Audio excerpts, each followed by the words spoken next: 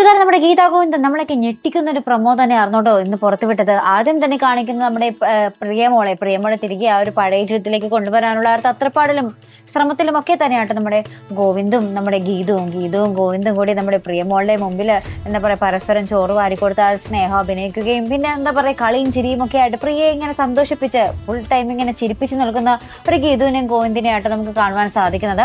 എന്നിട്ട് നമ്മുടെ പ്രിയയുടെ മാറോട് ചേർത്ത് നമ്മുടെ കുഞ്ഞിനെ പ്രിയ ഇങ്ങനെ പിടിച്ചിരുത്തി പ്രിയയുടെ മാറോട് ചേർത്ത് ഇങ്ങനെ കുഞ്ഞിനെ കുറച്ചു നേരം ഇരുത്തുന്ന നമ്മളെയൊക്കെ എന്താ പറയാ കണ്ണീരണിക്കുന്ന കുറച്ച് നിമിഷങ്ങളും നമുക്ക് ഇന്നത്തെ പ്രൊമോയിൽ കാണുവാൻ സാധിക്കുന്നുണ്ട് കേട്ടോ. അപ്പുറത്താണെങ്കിൽ നമ്മുടെ അനാർക്കലിയും ഭദ്രനും ആ ഒരു കൊടും ക്രൂരതകളിങ്ങനെ പദ്ധതികളിങ്ങനെ മെനഞ്ഞുകൊണ്ടിരിക്കുകയാണ്. ഇവര് നമ്മുടെ ഗീതോ ഗോവിന്ദോ ഒന്നും അറിയാതെയാണ് നമ്മുടെ അനാർക്കലിയുടെ പദ്ധതികളും എല്ലാം അവിടെ പുറകിലൂടെ ഇങ്ങനെ പിന്നാമ്പുറത്തൂടെ പോയിക്കൊണ്ടിരിക്കുന്ന കേട്ടോ. അതിന്റെ ഫലം എന്നോണമാണ് എന്ന് തോന്നുന്നു. നമ്മുടെ ഗീതു വന്ന് നമ്മുടെ ഡോക്ടറിൻ്റെ അടുത്ത് പറയുന്നുണ്ട് പ്രിയമോളുടെ കുഞ്ഞ് മാറി എന്ന് തോന്നുന്നു.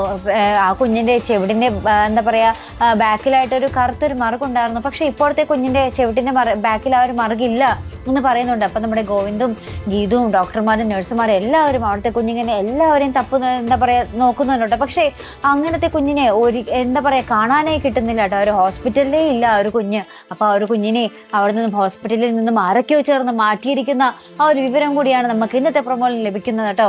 അപ്പൊ എന്തായാലും നമുക്ക് കാത്തിരുന്ന് കാണാം. അതിന് പിന്നിൽ നമ്മുടെ രാധികാമി ആയിരിക്കുമോ അല്ലെങ്കിൽ നമ്മുടെ അനാർക്കലി ആയിരിക്കുമോ, എന്തായിരിക്കും ലക്ഷ്യം എന്നൊക്കെ നമുക്ക് കണ്ടു തന്നെ അറിയേണ്ടതുണ്ട് കേട്ടോ. അപ്പൊ ഇതുപോലുള്ള പ്രൊമോ റിവ്യൂസിനും എപ്പിസോഡ് റിവ്യൂസിനും ഒക്കെ നിങ്ങൾ മറക്കാതെ ചാനൽ സബ്സ്ക്രൈബ് ചെയ്യുക. അടുത്തൊരു വീഡിയോയുമായി വരുന്നത് വരേക്കും ഗുഡ് ബൈ.